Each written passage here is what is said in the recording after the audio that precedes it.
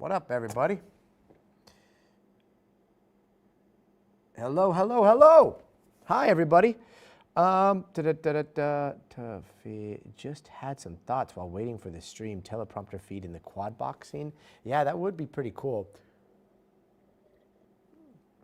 But you'd also see how much we don't read from there.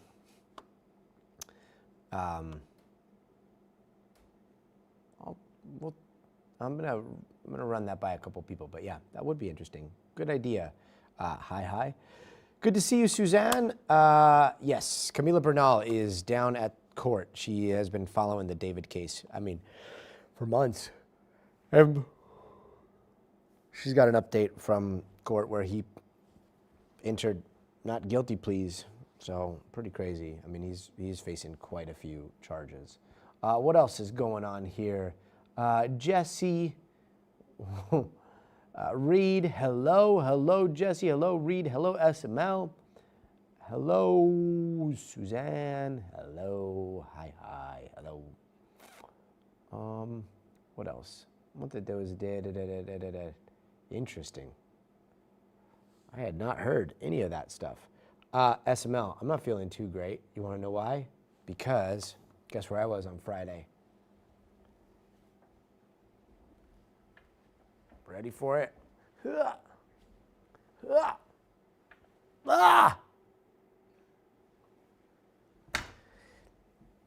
I got the boot. And it wasn't great. I just fell. It wasn't even I fell after I twisted my ankle and I broke my foot. And it wasn't even cool. It's not even a cool story. It was just like a little grassy patch where my water main is. And I was wearing stupid natives, which are those like croc kind of like holy shoes that Ryan here in the studio is always making fun of me for wearing because they're like my kids' shoes. And crack. Yeah, it was not great. Hello, Marie. How's it going? I hope you're doing great. Leg jump scare. Oh, Lisa, that's right. But Lisa, yours is legit. Lisa, yours is, you were skiing. You were moving at a good velocity. I was not. I was just going about less than 1 mile an hour. That's the control room today. Lisa's not there today. Wait, you broke your foot 6 years ago? Suzanne, or Susan, I think it's Suzanne.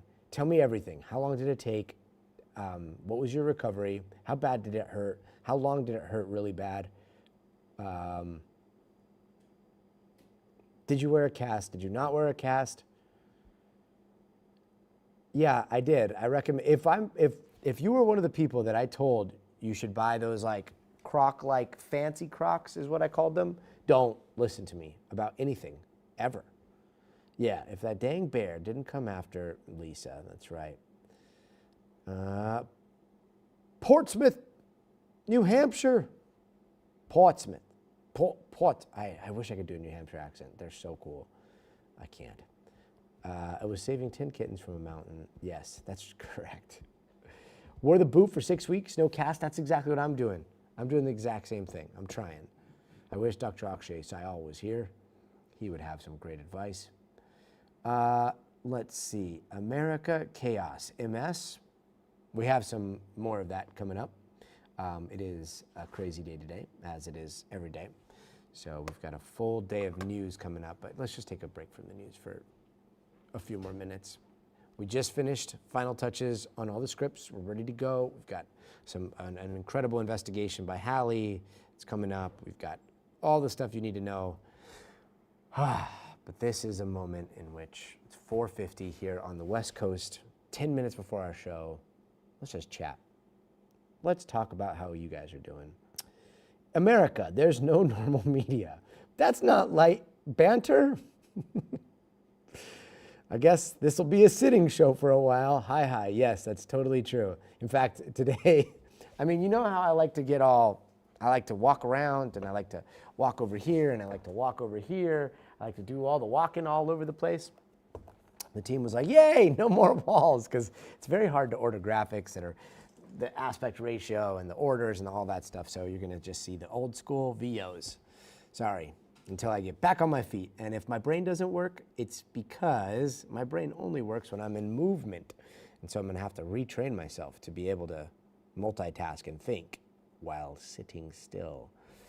But you'll probably see on the stream, there's gonna be a lot of this kind of like fidgeting. That's just how it works. Hop, skip, and a jump to Maine. Lisa, that's mean. You know my condition.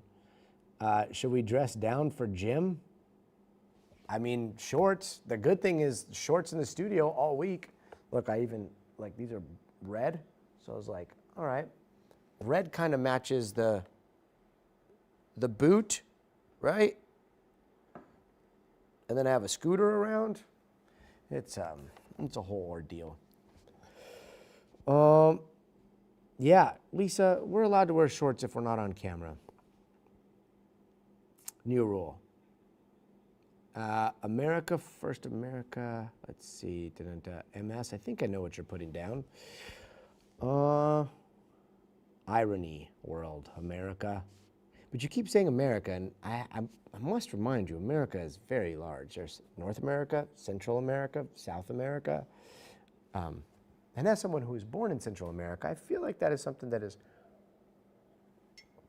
often forgotten. Yes, yes. Jay Place, you know me so well. Jay Place 40498 knows what's up. Yep. I was like, I don't need this foot. I need shorts. Just like Kate Snow. Did Kate break her leg? Taz, what's up? How's it going? Hi, Gotti. I can weekend. Ooh, weekends are great. Great to see you, Chiron Chan. No, you don't, Diesel, especially not these ones, but I can show you my x-rays. You want to see? It's the navicular is what I broke. Not the clavicular. It's this thing right here. Looks like this little messiness, right? Wait, where is it, right here. This whole area is all jacked up.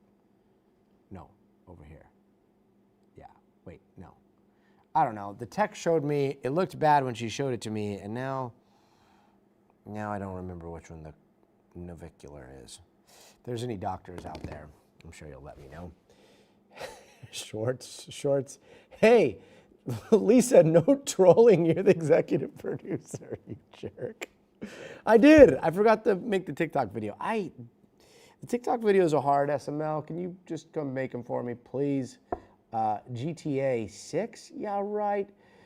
Diego, do you even know what my wife would do if I even started GTA right now? She would divorce.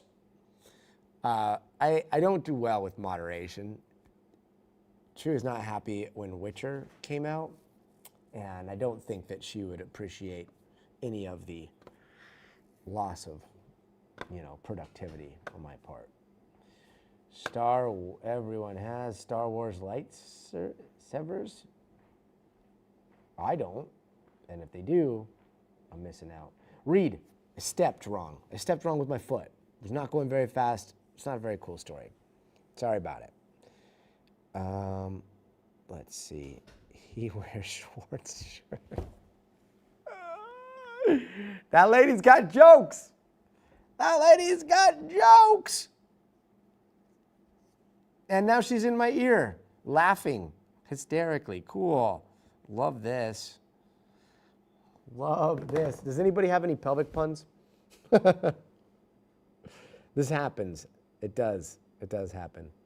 All right, so we're up on YouTube, we're up on TikTok, we're up on Twitch. Yo! Ooh! Yeah! Nighttime Blues up in Twitch. What's up? Welcome. I hope you're still here. Twitch is pretty cool. And so is TikTok, and so is YouTube, and I'm sure so is Instagram. We're trying to figure out all the different places. But yeah, who's a floor director tonight? Oh, George. George just walked out. Antoinette, hi from Albuquerque. Hey, Antoinette, guess what? We're doing a couple of important things today. Okay, it's 5 minutes before the showtime. Let's talk about what's coming up on the news. George, your people say hello. Username. I say hello back. I do remember Nicole Brady. And you wouldn't be Brian, would you? Because that would make sense. Here you go, sir. Oh, thanks so, George. Thank you. Hey, there he is. There he is. My bro Drew Twitch. Appreciate you, viewers. All right, so here's what's coming up, especially for the you New Mexicans. We have a 15-minute investigation into the Zorro Ranch by Hallie Jackson. She went out to Santa Fe. She went out to like the East Mountains. She like looked into all of it. That big area that used to be owned by Gary King. She spoke to victims. She spoke to family members. She spoke to Hector Balderas. All of the above. So really, really important story there. And there's just a sign that you'll see. It's such a sad story. So Epstein Ranch, Zorro Ranch out in New Mexico. And then we're also going to weigh in on this whole scientists / people that are related to LANL and Sandia National Labs and the nuclear programs in the country, and also aerospace, and also, you know, like top secret stuff. You've probably seen the headlines about 11 missing scientists and whatnot. Actually, I need to check that real fast. So we're going to dive into that. And we've got actually a detective from Los Alamos who's going to talk to us about it too, which is important. It's really important because, guys, I looked into it. You know how a rabbit hole. I don't know. I don't know if there's anything there. It's just, you know, if you live in New Mexico, which some people do, Antoinette does, you know, like everybody has Q clearance there. There's so many people work at LANL or Sandia or any of the contractors that are supporting the work over at the labs. And like, I hate to say it, but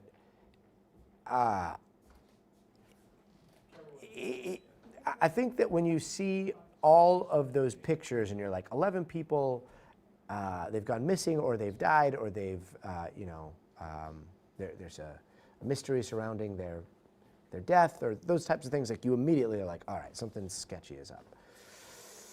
But some of them are health problems. Others are in not the right mental space, it seems like. Others are near big wildernesses, which again, New Mexico is filled with like massive places where people can get lost pretty easily in their 70s.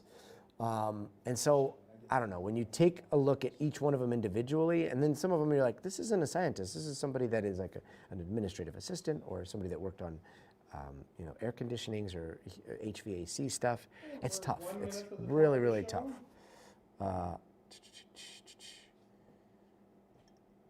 Dude, digital dad life. I know exactly what you're talking about. I mean, yeah, and even when I was in Santa Fe, I remember like the rumors over there. It's pretty crazy. All right, we're starting. 40 seconds. 40 seconds show is coming up, okay? Yeah, exactly. Antoinette, that's a perfect, yes, so many silver alerts, right? 30 out. And if you think about how many people have worked at the labs, it looks different. It looks different. Justin Kreitz, I do remember.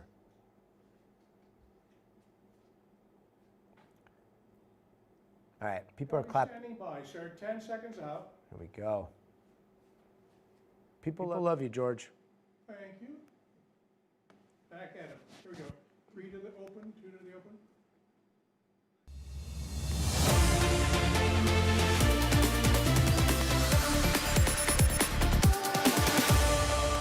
Good evening, I'm Gotti Schwartz, and right now that ceasefire in Iran is looking extremely shaky. This weekend, the military enforcing a blockade. They pulled up to an Iranian-flagged cargo ship called the Tusaka, and then just outside of the Strait of Hormuz in the Gulf of Oman, they told it to stop. Then they shot its engine room after this warning, and then they took the ship over. Listen.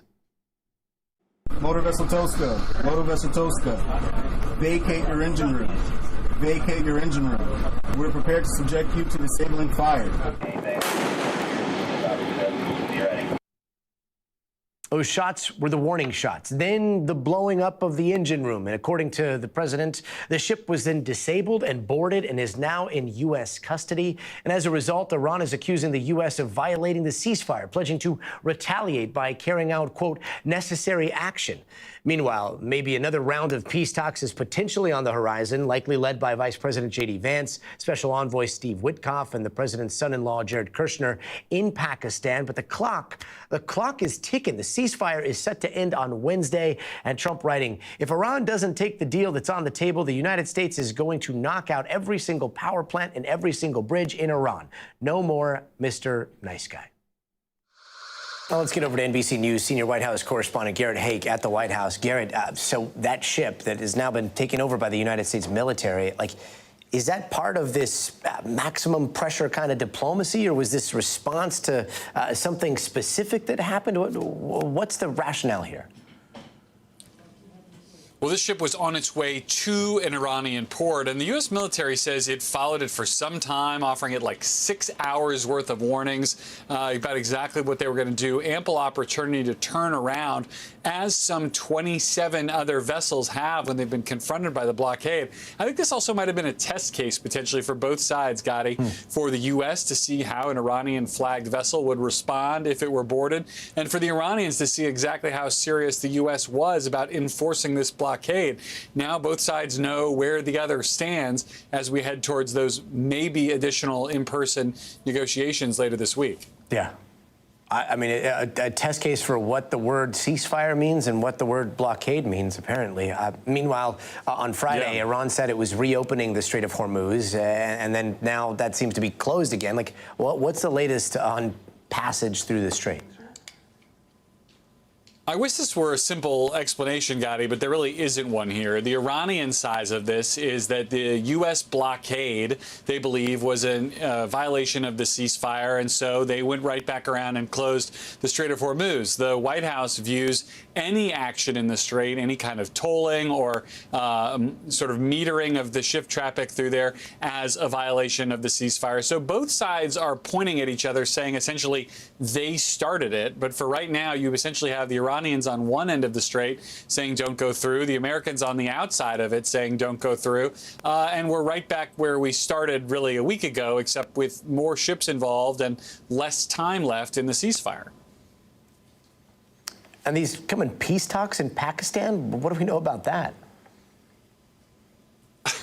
Again, very unsatisfying answer for you, Gotti. I can tell you the president's been all about it, saying today that the talks are happening, that J.D. Vance will go. In fact, at one point saying that Vance had already left when, in fact, Vance was just on his way here to the White House. The Iranians have been non-committal on whether or not they will attend. And just a few hours ago, their top negotiator posted a tweet saying essentially to the effect that they won't negotiate at gunpoint, that they don't think these are real negotiations, that they're being lured into what he called surrender talks. All of that being said, it's going to take J.D. Vance a lot longer to get to Iran than it will take to Pakistan than it will take the Iranians, who are of course right next door. So I could envision a scenario in which, J.D. Vance takes off from the U.S. and then the Iranians decide, okay, this looks like it's happening, then we'll go. So for right now, the U.S. says talks are on. Iran says not so fast, but there's just not a lot of time left. Although there is more for the Iranians than there is for the U.S. just in terms of the sheer logistics of getting this done. Yeah, NBC's Garrett Haake. A lot to watch there. Thank you. And here in Los Angeles, the FBI arrested a 44-year-old woman they say was allegedly selling weapons for the Iranian government. The feds taking Shamin Shafi into custody at LAX over the weekend. They say she was selling tens of millions of dollars worth of bombs, drones, and ammo for Iran to Sudan, which is now in its fourth year of a civil war there. She faces up to 20 years in prison if convicted. Joining us now is NBC News correspondent Dana Griffin. Dana, how did the FBI crack this case here? So they actually started looking into her activity back in 2021. So Shamim Mafi was here in the U.S. She had actually been interviewed by CBP and FBI investigators 10 times over this period of time from September 2021 to December 2024. And in one of those interviews, Mafi claimed to have extensive information about the Iranian financial system and even money laundering channels. And according to the criminal complaint, she instructed some of her co-conspirators to not talk about the arms deals over the phone, to delete messages, and to only take cash payments and to do it in small amounts. So if she's convicted for this trafficking of weapons, she could face up to 20 years in prison. And we're talking about millions of rounds of ammo, tens of thousands of AK-47s, and hundreds of aerial bombs that were being discussed in this case. So this was no small-scale operation. And she's in court today, right? Yes. So she was supposed to appear closer to 1:30 this afternoon here on the West Coast.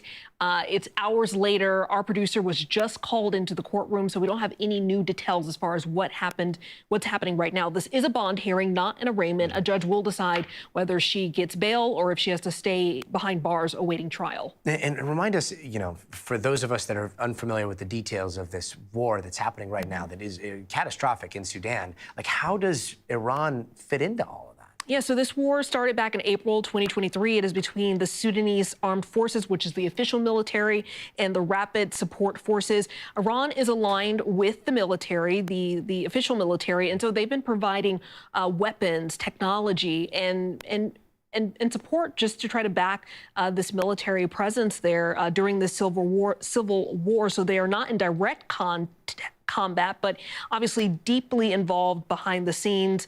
And it's important to note that this LA arms trafficking case is not tied to the current conflict between Iran and the U.S. Yeah, so much to keep track of.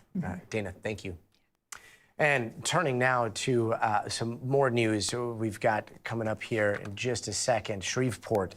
I think we're going to Shreveport, this heartbreaking story out of Louisiana. We're learning more about that horrific shooting that left 8 kids dead. The suspected gunman there is a man by the name of Shamar Elkins. He's a dad of 7 of those kids. His family says he had mental health problems, and officials are calling it a domestic violence incident. The mayor of Shreveport says it might be the worst tragic situation they've ever had, and here's how the sheriff put it. 8 innocent children losing their lives as a result of domestic violence. There are no words that can fully capture the depth of this loss. No words that can ease the pain the families who are grieving. No words that can explain the weight of 8 young lives taken far too soon. And NBC's Ryan Chandler is in Shreveport, Louisiana for us tonight. Ryan, this is such a horrible tragedy. How did this start? Well, Gotti, this was a tragedy playing out across 3 different locations, indeed in 2 separate cities, starting here in Shreveport, where authorities say Elkins shot 2 women, one his wife and another woman that they believe was his girlfriend, before he came to this home where a memorial is growing tonight. This is where police say those 8 children were killed. 7 of them were Elkins' own children. The 8th was one of the cousins. And then this ended in Bossier City, where Elkins led police on a chase in a stolen car, exchanged gunfire, and there he was pronounced dead. Gotti. And what more are we learning today from people that you've spoken to out there? Just so many more devastating details today about the history of Elkins' life. A lot of tragic details. First of all, we spoke with his brother-in-law, a man named Troy Brown, who told us Elkins was struggling with his mental health and sought help from Veterans Affairs multiple times, help that he did receive. Elkins was a veteran of the Louisiana Army National Guard. He served for 7 years, and recently his brother-in-law told us he spent more than a week in a VA hospital getting treatment for his mental health, and his brother-in-law says it worked. He came back each time he sought treatment happier, and said that he was a father who loved his kids until, of course, this tragic crime. He is shocked tonight that obviously something broke. Here's what he told us. Them children were my life. This right here was an unseen thing. No one knew it was going to happen. But domestic violence is real. I've seen it firsthand. I never knew it would happen in my own household.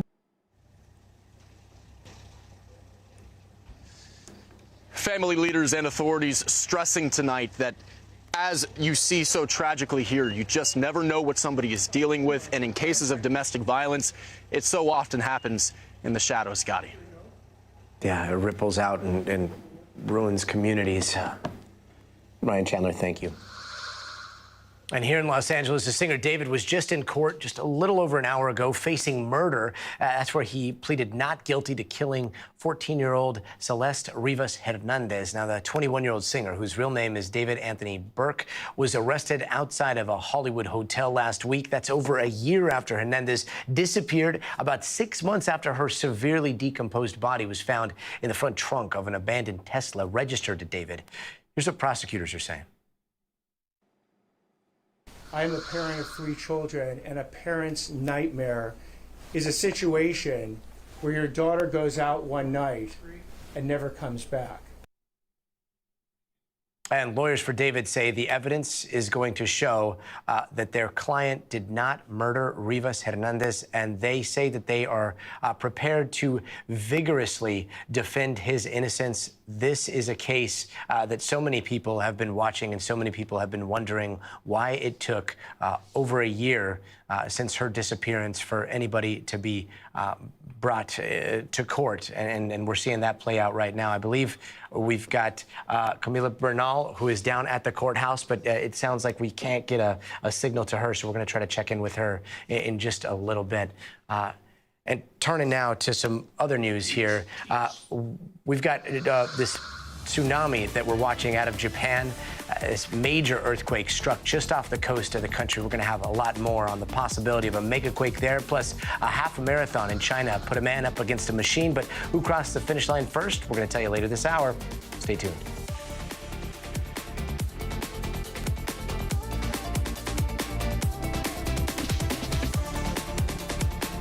Yeah, I can see the picture of her here. All right, whenever something like that happens, just tell me what's next. And then, you know.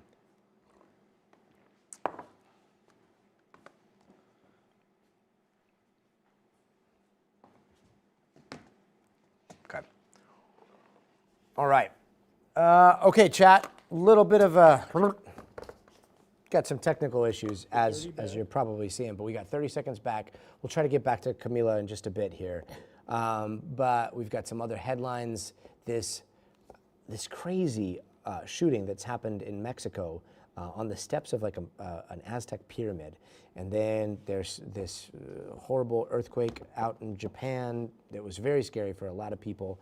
Fortunately, it doesn't seem like, you know, well, we'll see. We'll see how it develops. And yeah, Jay Place, I know, right? Hi, we are. We're playing with it. We'll see what happens. We'll see what happens. What technical problems? I'm hoping you didn't notice, but there were, you know, we're trying to get people up. Signals not coming in. Prompter was all over the place. It was just, we're getting through. We're getting through it. Nobody died, everything's good. Everything's great. 45 back, sir. 45 seconds back. All right. Correct. What do you think of I am not thinking of the New Mexico governor's race in my spare time. I don't think of politics in my spare time. It's not a very... 30 back. I prefer to think of space. It's always cold in the 6. LOL, we noticed. New studio? No. Old studio, just I'm sitting still because I broke my leg. Broke my foot, actually. How many seconds? 10 seconds. 10 seconds, guys. All right, we're back on track, back on the rails. Here we go. 5, 4, 3. Hey, welcome back. Here are some other headlines we were watching tonight. There was a shooting at the Teotihuacan pyramids in Mexico that left 2 people dead, at least 6 people hurt. You see the video here. Those are people running down and jumping to get away from the shooter, who appears to be possibly at the top of the pyramid. Officials say he shot and killed a Canadian woman before taking his own life. 4 others got hurt by gunfire, and 2 got hurt from falls during that chaos. It's unclear what the shooter's motive was. And a plane flying from Korea to Atlanta had to divert to Seattle after reports of a suspicious package on board. Investigators searched the plane and found no credible threat, but it comes after 2 other planes were searched over the weekend, one over a bomb threat and the other over a security concern. Those planes were also cleared. And Japan is warning that the country's risk of a mega quake is a little higher now after a powerful 7.7 magnitude quake struck off the northern coast. Now, tsunami waves reached about 3 feet as tens of thousands of people were told to evacuate. Several aftershocks have been detected and others are still possible in the coming days. So far, no major injuries or damage has been reported. And a chapter is closing at Apple as Tim Cook plans to officially step down as CEO later this year. Today, the company has named its replacement as John Ternus. That's Apple's senior VP of hardware engineering. Cook will become executive chairman, and he's still going to play a key role, but the transition will end Cook's 15-year run after he took over from Steve Jobs. And Kash Patel is suing The Atlantic for $250 million. The FBI director filed a defamation suit over claims a publication made about his drinking, or alleged drinking and time away from the job. Patel's legal team says the article is demonstrably false and obviously fake. The Atlantic is standing by its reporting.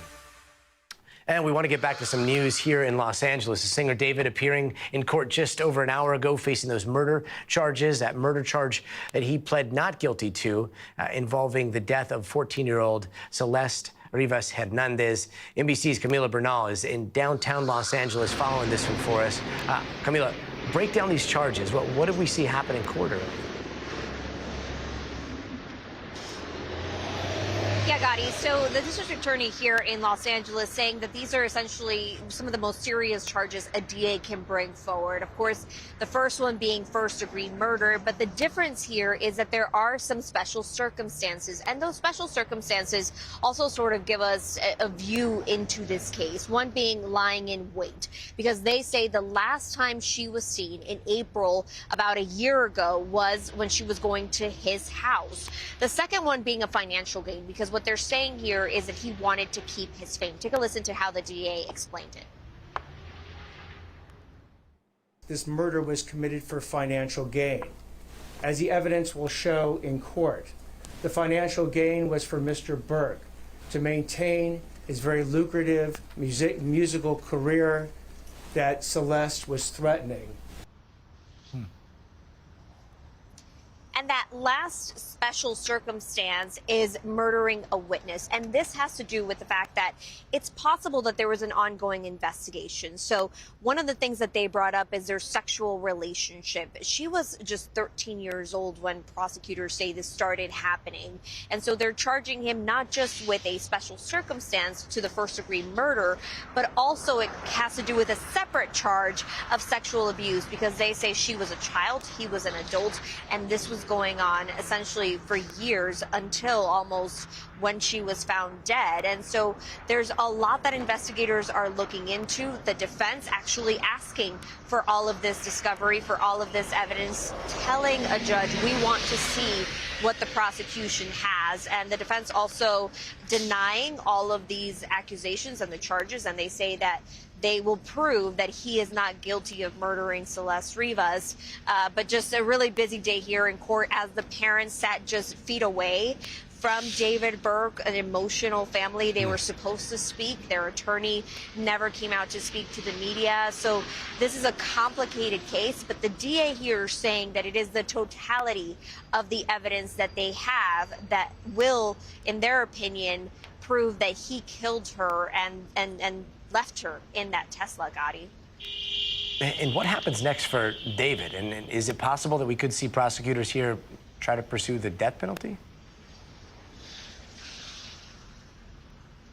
It is possible because he's facing that first-degree murder charge with the special circumstances. The two options are the death penalty or life without parole. So the prosecution here is saying that they are going to decide whether or not they want to pursue the death penalty at a later date. We now have a court hearing scheduled for April 23rd, which is actually the exact day that she went missing a year ago. So we may get more information then. And we're also waiting for the coroner's report to really understand how he killed her. The DA today saying they know they have a manner of death, but he did not want to get into the details until that report is made public.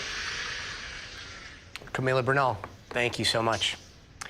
And coming up, we are taking a look into these wild conspiracies about the mysterious disappearances of scientists across the country, what one detective has to say about one of those missing.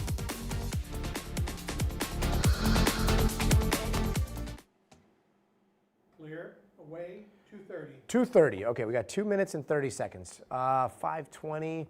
How are we doing on time?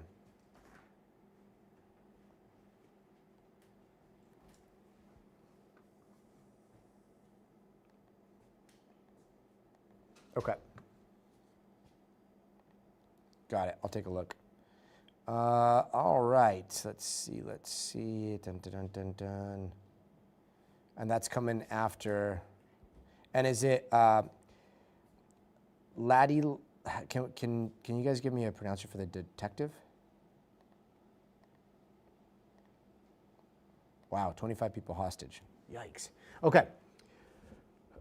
So coming up, we're going to be talking about the case of those missing / dead scientists / people that are somewhat involved directly or indirectly with the country's,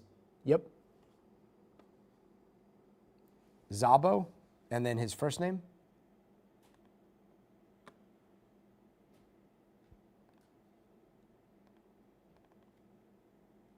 Okay, Szabo. All right, perfect. Okay. All right. Astronauts going around the moon, Scorpio, definitely 1,000,000% real, for sure. Like I would 100%. And I get it. Like it seems incredible, especially when you hear the framing on, like a lot of the people that talk about how they think it was staged. It's that, when you talk to astronauts, when you do the science yourself, you can look at telescopes. Like you have access to information to prove that we landed on the moon. Let's get into it in a little bit. Hold on here. Hello, Brent. How's it going? 20. Caleb, maybe. Tell me what you think about this afterwards, because I want to hear you guys' thoughts. All of you guys' thoughts. After this segment, please weigh in. Seconds. During the commercial break, we're going to have a really robust talk. Standing, please, in 5, 4, 3.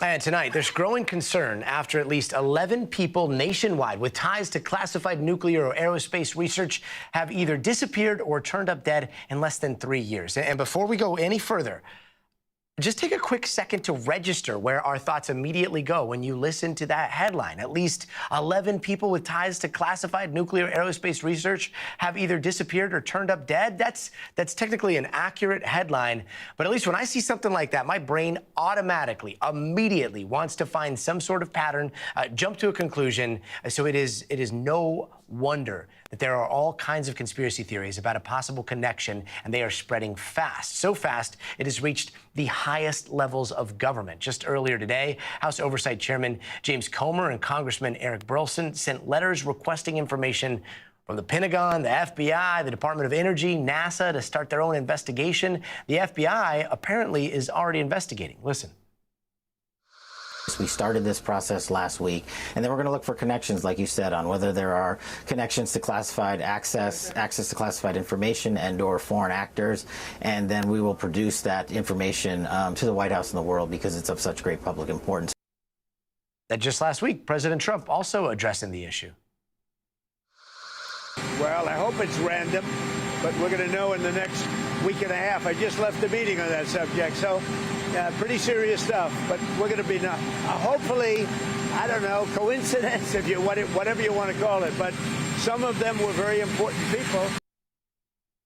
So are these cases actually related to each other? We are going to proceed very, very slowly here, starting with what they do seem to have in common. And when you read deeper in, it might not be much, this tie to nuclear or aerospace tech. It is sometimes pretty indirect, and if you count everyone that comes into close contact with those sectors. That's going to be upwards of millions of people across the country. Just looking at New Mexico, where I'm from, 4 of those cases are coming out of there. There's over 30,000 people that are working at major nuclear facilities in New Mexico, across Sandia, across Los Alamos National Laboratories. And that's right now. If you widen it out to anybody that's worked there over the last few decades, that's easily hundreds of thousands of people.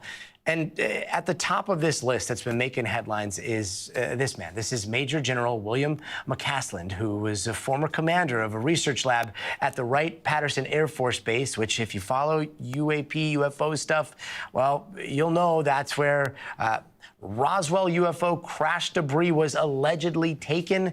He disappeared at age 78 near the foothills of the mountains in Albuquerque. There was also another man in Albuquerque, Stephen Garcia, who went missing last year. He worked for a security contractor for non-nuclear components of nuclear weapons. Then there are the 2 other people that went missing with ties to Los Alamos in New Mexico.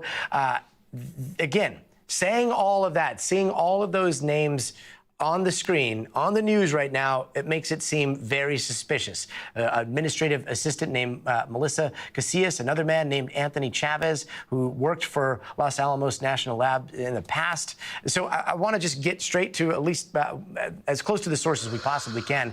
Joining me now is Detective Szabo, who is out there in Los Alamos. He's actually leading the investigation into the disappearance of 78-year-old Anthony Chavez for the Los Alamos County Police Department. Also with us is law enforcement analyst Jim Kavanaugh. Thank you both for being with us, because again, there's so much out there, and understandable that a lot of people have extreme interest and are concerned. But Detective, again, just hearing all of that in one segment here, the immediate thought is, are they all related? But do any of those cases that we were just talking about seem connected to the case of Anthony Chavez? As far as I'm concerned, no, I cannot find a link to any other cases with our case with Anthony Chavez. It's tough because, you know, when I lived in Albuquerque and lived in Santa Fe, I felt like I was like the only one that didn't have Q clearance. Everybody there seemed to be somewhat supporting the labs or supporting some of the contractors that were working with the labs. And when we look at this individual, it seems as though he may have been working with the labs, but HVAC, right? Well, from my investigation and speaking with his best friend, Mr. Chavez was somewhat of a foreman. He was managing the construction of buildings in the labs. So I'm sure for this he had to have a Q clearance, but he was not a scientist. Got it. And Jim, this is such a weird time, and it is an important story, I think, to talk about, because there's so much speculation about like UFOs, classified information. There was a show that came out called The Three-Body Problem that involved the deaths and disappearance of scientists. It was fiction. Does this look like some sort of very complex conspiracy in your training, or do you think that people are making connections that aren't actually there? Well, I think what you have in big cases like this, and when they get, you know, a life of their own, is you have a lot of confirmation bias. Look here, we have a professional detective right here from Los Alamos County who told us that he doesn't believe Mr. Chavez's case is connected to the others. That being said, look, I've worked many cases where there are connections where people would throw them away. I was one of the original case agents on Unabomb and worked on that case for 17 years on and off, where he was murdering professors and attacking CEOs of airlines because he didn't like industrialized society. And if you said, oh, it's a grand conspiracy, it could easily be dismissed. So good investigators keep an open mind, but work from a foundation of facts. And each one of these, Gotti, has to be worked as an individual homicide or missing person, just like the detective did for Mr. Chavez. Total casework on that individual case is the beginning.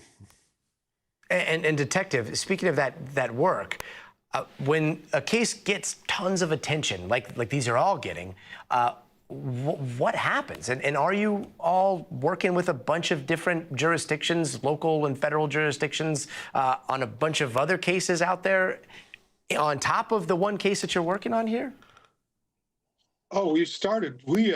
From the get-go, we asked for the help of other jurisdiction when we started investigating deeper into the disappearance of Mr. Chavez. We reached to state police, Española PD, the surrounding agencies. Mr. Chavez was entered in NCIC immediately the day the report was generated. So that information was accessible to every agency in the United States. From there, we spoke to, yes, sir. No, continue. I was just going to ask, you know, like when you look into his disappearance, in a lot of these disappearances, most disappearances are mysterious, right? Like things don't add up, and you're left wondering what happened to him. That's the case with him as well, right? Oh, absolutely.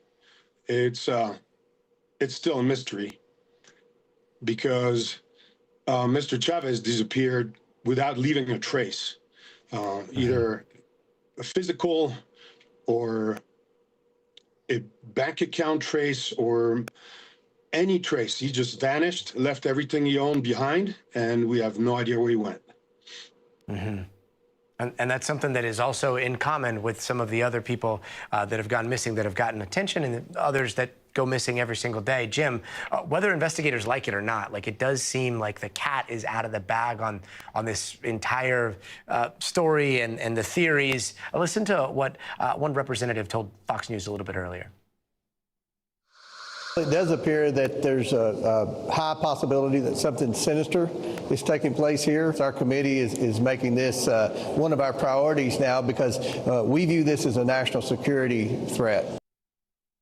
So with that being a very high priority now, and again, having to work across all these jurisdictions and then having to deal with so many people having their own theories and calling in to tip lines, how complicated do you think that this is going to get here? Well, it's going to be brought together by the FBI and law enforcement. What will happen is the FBI will assign investigators to it, probably in New Mexico or out in Pasadena where the Jet Propulsion Laboratory is, maybe even from headquarters. And they'll assign each one of their divisions to work these cases individually with the local detectives to get all the facts. Then they'll probably convene a meeting, Gotti, of the local detectives and the local FBI case agents and go over the case in toto and look at each fact. But just let me give you two examples of what I see looking at this initially as what I think is confirmation bias. One scientist that's been lumped into this group is the MIT professor who was killed by the Brown University mass murderer. We know who killed that MIT professor, and we know it was because of an old grudge that he had in Portugal against that MIT professor. We know beyond any doubt who killed him. He was on camera. He massacred everybody at Brown. And yet that's thrown in here. I would say that's confirmation bias and it's not connected. There's also a person, a cancer researcher, who was found deceased in a lake in Massachusetts, who's thrown in here. Well, the cancer researcher, I don't see the connection to physicists.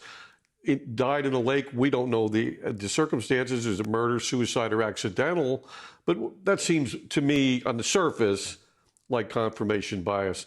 I'm sure the detectives like me, I got to see facts because I was a cop my whole life. So I deal in hard evidence. I don't deal in speculation, rumor, conjecture, innuendo, supposition, and conspiracies. I want an open mind, though, because I have an open mind. I mean, a foreign power could attack our intelligence scientists. Israel has been killing Iranian nuclear scientists for years. They've been assassinating them with bombs, remote machine guns, killers. So we got to be, watchful. Could it be a foreign power? But I think it's going to take an investigation. I'm glad they're doing it. I'm all for it. I don't want to make any judgment until we see the facts. Yeah. Keep an open mind that it might be nothing or it might be something. Detective Jim, thank you guys so very much for being with us tonight.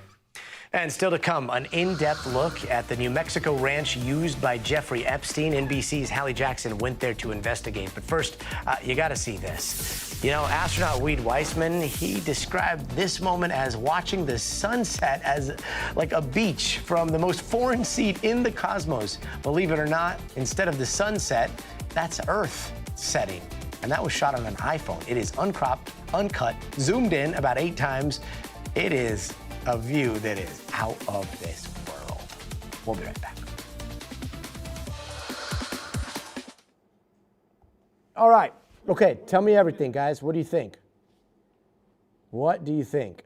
Is there something there? Is there something not there?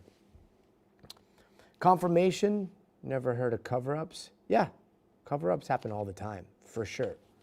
But I think what Jim said at the end there was perfect. I mean, sort of jump into conclusions. It's like a wait and let the We're back in 30 seconds, sir. facts lead us. I don't know, but then there are very few facts. It's tough. It's very tough. But if you get a chance, look into all those different cases individually, and then look at them as a whole. It's a really, really interesting thing that we're seeing play out. 10 seconds out. Standing. 5, 4, 3. And tonight, a closer look at this remote New Mexico ranch once owned by Jeffrey Epstein, where survivors say abuse happened in isolation far from the public view. Now, years after this, federal investigators never searched the property, and there's a new state investigation raising questions about missed opportunities and the search for answers. Allie Jackson reports. Jeffrey Epstein owned the largest property here in the state of New Mexico. I was like, okay, these people are important, and they had named it Zorro Ranch. So this is the ranch, what it looks like as the sun is setting. You can see it over the horizon there. I've seen a lot of really bad things. I haven't seen anything to this extent. That's the gate my sister went through, like to the gates of hell. What happened here? How did it happen? Why did it happen? I believe the first cover-up was in 2019 with me. Some breaking news overnight. Billionaire Jeffrey Epstein, once connected with some of the most powerful figures in the world, was arrested late last night. Decades before Jeffrey Epstein's name appeared everywhere, he quietly bought this New Mexico ranch in 1993, sold to him by the state's former governor, and renamed Zorro. Off a 2-lane road going the back way between Albuquerque and Santa Fe, right on the edge of the radio signal from AM station KIVA. We're on the Rock of Talk, 420 here on the Kiva. Eddie Aragon has been hosting his show here for 14 years. We've been covering the Epstein stuff since inception. So naturally, a lot of people with concern were picking up the phone and calling me with various tips or ideas. One of those tips, an unsigned email, came later that fall. The big part of email that really impacted my decision to call the FBI is the fact that you had mention of 2 women buried in the hills outside Zorro Ranch, 2 younger girls where they had engaged and died in rough fetish sex. And so that was very definitely a red flag. It's why he says he reported it immediately. We went in and we itemized the various components of that email. That was it, and I never heard from the FBI again. By that point, Epstein had been dead for months after his suicide behind bars. Following his arrest earlier that year, in July, investigations into his abuse ensnared his other properties, like in Manhattan, Florida, and the Caribbean. But in New Mexico, federal investigators told a top FBI official, at this time, we don't have probable cause for a search. Do you think the feds should have searched the ranch back in 19? Absolutely. Hector Balderas was the New Mexico Attorney General who had opened his own investigation into Epstein until the Southern District of New York asked his office to stand down. As soon as we began investigating in the summer of 19, we were contacted by the New York DOJ, and they asked us to stop interviewing some of the survivors that we were both targeting, and that was for reasons that they didn't want to create duplicate testimony and potentially put at risk the case. Did that seem reasonable to you? On the front end, yes, that's very common. You pick who's got the bigger hammer and you work together. What was unusual, he says, is how federal prosecutors then went dark instead of sharing information later that could have helped New Mexico bring state charges. We assumed, with their reputation for being aggressive, that they were going to be aggressive and then share that evidence with us. It was a very simple 1-2 punch. And that's happened before in other cases? Absolutely. But it didn't happen here? It didn't happen here, and every lawmaker and investigator is asking the question, why would you enter his house in Manhattan? or in Florida and not search here.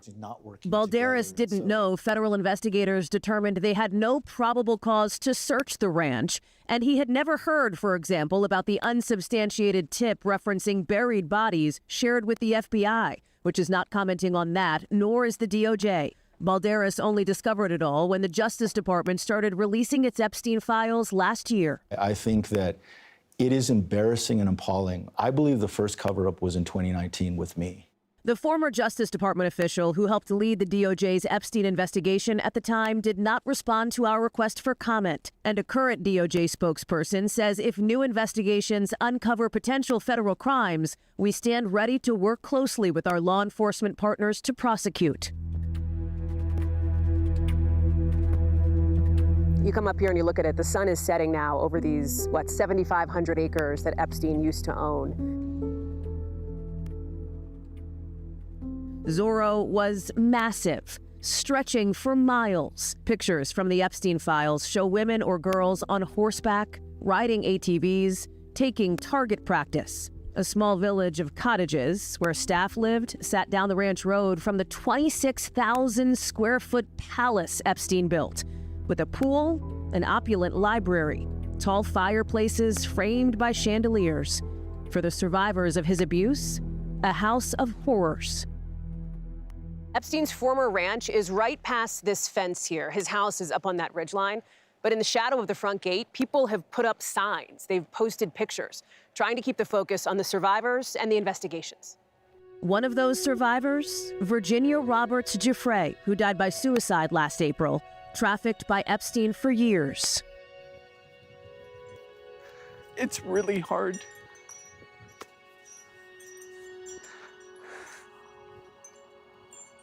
I never anticipated. It's really hard to look at that gate and think that that's the gate my sister went through, like to the gates of hell. Giuffre's brother and sister-in-law offered to meet us near the ranch, where they saw for the first time this cross bearing Virginia's name. You know, we know that a lot of pain here happened, but part of me just wants to feel close to her. So it is beautiful to see her represented in a beautiful way. When Giuffre came to Zorro, she preferred to sleep not at what she called the castle, but in a cottage closer to the stables, where on her early morning rides, she writes, I could remember what it felt like to be free.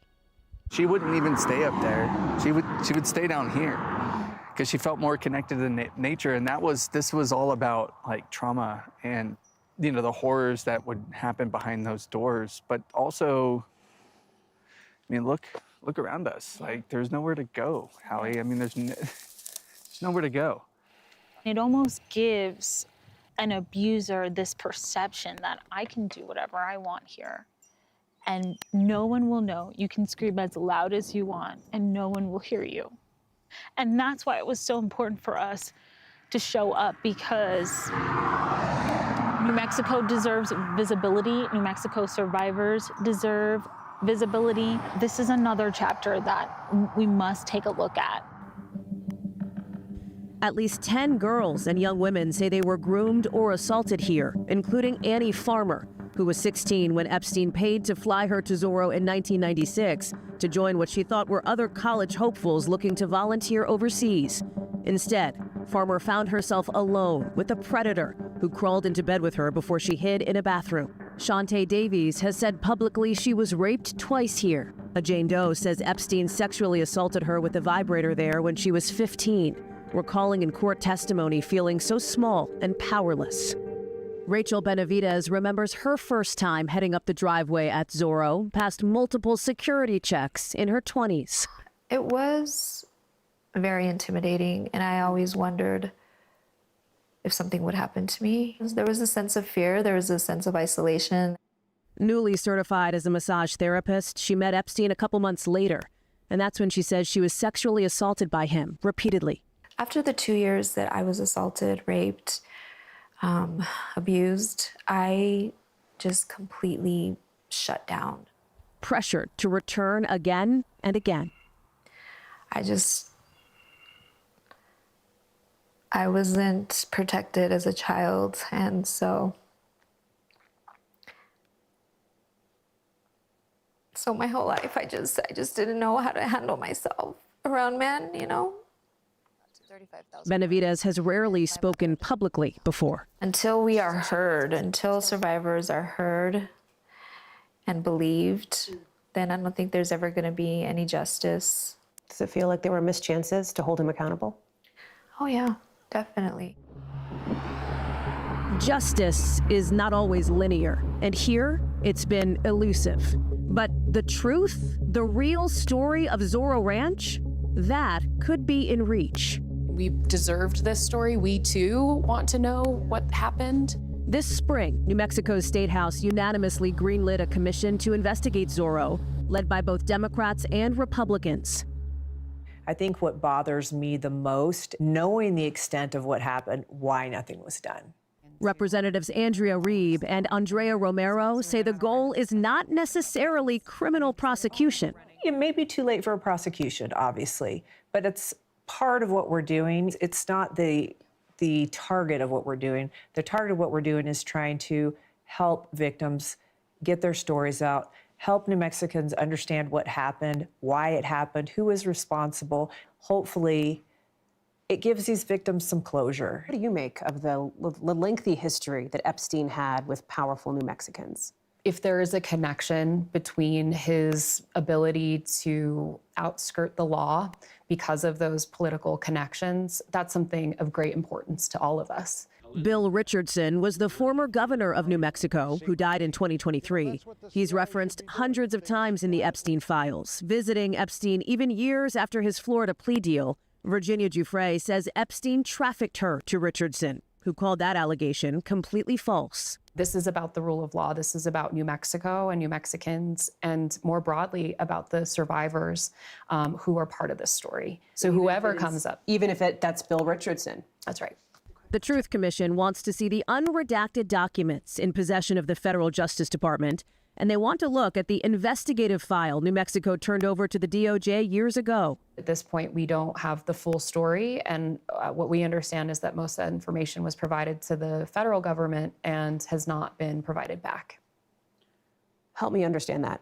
Meaning the feds have it? Mm-hmm. Yes, that's what we know. And the feds have not shared that investigative file back with the state?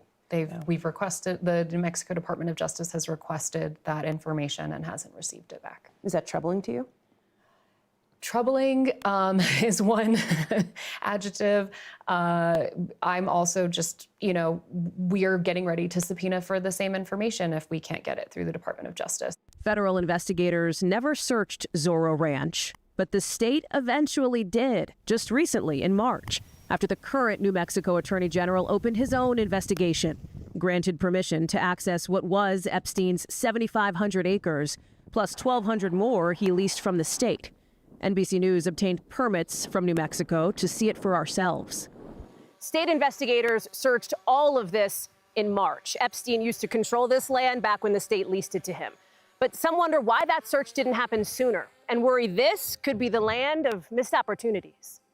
A DOJ spokesperson tells NBC News they welcome New Mexico undertaking additional investigations of the Zorro Ranch, and DOJ stands ready to provide any and all necessary assistance with New Mexico's investigations. The state's attorney general tells us he also wants to see the unredacted Epstein files, but hasn't received them yet from the DOJ, saying they're working through the process and hoping for full cooperation. NBC News asked the Justice Department about those documents and the investigative file, but the DOJ declined to comment on those specifics. What used to be Zorro is a working ranch these days, with construction over the gate from its new owner, a Texas real estate developer who bought the land in 2023 and who has voluntarily cooperated with state investigators. A spokesperson for Don Huffines tells NBC News that, to their knowledge, no physical evidence of criminal activity by the prior owner has been found. And despite the no trespassing signs that line the fence, they say the ranch has been subject to burglary and vandalism attempts. Huffines plans to build a Christian retreat here to transform it, he said, into a place of light, renaming the road San Rafael after the patron saint of healing. I don't think that you could turn this space around with the horror that has happened here. I don't know when I'm going to heal from it, to be honest with you.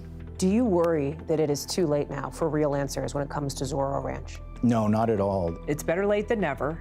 And I think we always need to remember that no matter when these crimes occurred or what happened, that it doesn't change the fact that these victims should still get this platform. You know, this happened in our backyard. It's incredibly important that we tell it and tell the whole truth about it. The truth, and maybe many years later, the hope for answers on the horizon. Now let's bring in Hallie Jackson to walk us through her reporting from New Mexico. Hallie, fascinating and such an important story here. Thank you. And then, you know, when you watch it all and you see how much time has elapsed, does it seem like actually anything has been found so far by authorities at the ranch? You know, our probably best or most, biggest clue to that, how about, comes from likely the ranch's new owner, who we mentioned there, and a spokesperson for Don Huffines had suggested that to their knowledge, there is not any physical evidence of criminal activity from the prior owner. Now, again, that is not directly from investigators who have, of course, had to stay somewhat tight-lipped about what they're finding. It's also fairly early days in both of the investigations we talked about, both the New Mexico Attorney General's investigation that is open now, as well as what the Truth Commission is doing, of course, the lawmakers on the State House side. The timeline-wise, I asked the current New Mexico Attorney General about his timeline, and he said, listen, you know, it's going to be complicated. It's going to be time-consuming. But he said no matter what it takes, no matter how uncomfortable it gets, they're going to see this through to try to get to the bottom of what happened at Zorro Ranch, no matter how long it takes, Gotti. It's so crazy to hear the words early days when, you know, like I'm from New Mexico, and right. we remember hearing rumors about this over a decade ago. So it's just incredible to see how much time has gone on without somebody taking a really hard look at what's happening. And thank you so much for doing so. Do you get the sense that more people in New Mexico who might have known what was happening back then will now finally start to come forward? I think that's so interesting, Gotti. And listen, you know, from being there, you know New Mexicans. And I think that one of the things that I heard from the people who are running the Truth Commission, who are part of that bipartisan commission, and others, is that they want people to come forward, right? The more that they can hear from people who are witnesses, who were there, who know anything, who heard anything, the more they can help to build out, sort of the way I think of it is fill in the gaps of the story of Zorro Ranch. That's what they want to do. And I think it's really interesting. You're seeing Hector Balderas there, the former New Mexico Attorney General. I think what the current Truth Commission is trying to do, they've been clear, this isn't necessarily about criminal prosecution. If that happens, if what they find can help the New Mexico Attorney General, for example, or can help in other prosecutions, that's what, you know, that's certainly a goal. But their bigger goal is to make sure that there is a platform for the survivors to tell their stories and for a way for people in New Mexico to understand what happened in their state for so long, Gotti. Yeah. Hallie, again, that picture that we just showed, that sign that says investigate, handwritten, and this multi-million-dollar mansion up on the hill, I know those back roads, very few people would ever drive by that. And it just, you know, to know that people are seeing that sign there, that handwriting and that frustration with the mansion in the background because of your reporting, really, really appreciate it. Oh, Gotti, I so appreciate that. And can I just say one thing, too, just standing out there, you mentioned the sign, that memorial that's popped up. I mean, it is literally, we say in the shadow of the front gate, it's literally like right there with where these signs and the crosses are. We'd be standing out there. You see it here. People driving by would honk. I mean, it was like this interesting, it's not a super trafficked road. You know, it's like a 2-lane road that's kind of the back way from Santa Fe to Albuquerque. But it is certainly something where we were there, we had some people pull over.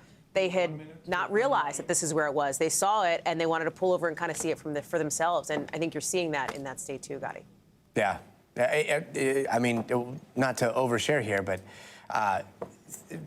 about 13 years ago, I think, I was in New Mexico. We were hearing rumors about a billionaire, some crazy things that were happening, and we got a tip into our investigative unit at KOB at the time. And I remember I drove out there by myself, and it was, you know, all I knew was it was over by Gary King, the former governor's property in Moriarty. And so I took those back roads. I remember driving, and it was a tip that came in, and because it was so desolate and so out there, and there was just nothing to even lock in on, we never investigated it further. And so, again, it's something that slipped through. Hindsight's 20/20, but seeing that sign there, Hallie, it really means the world. Thank you. Thank you, God. I appreciate you. And we'll be right back.